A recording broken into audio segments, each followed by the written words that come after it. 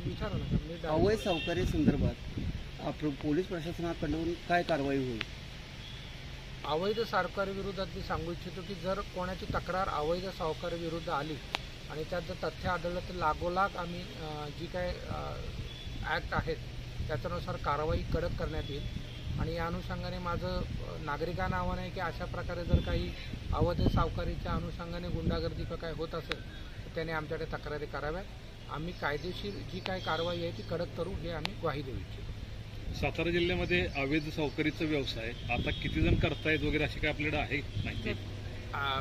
तशी माहिती नसते आमच्याकडे, कारण अवैध सावकारी जिथपर्यंत कंप्लेंट आमच्याकडे येत नाहीत तसे गुन्हे आत्तापर्यंत जे काही गुन्हे दाखल असतील तर ती माहिती आम्ही तुम्हाला देऊ शकतो।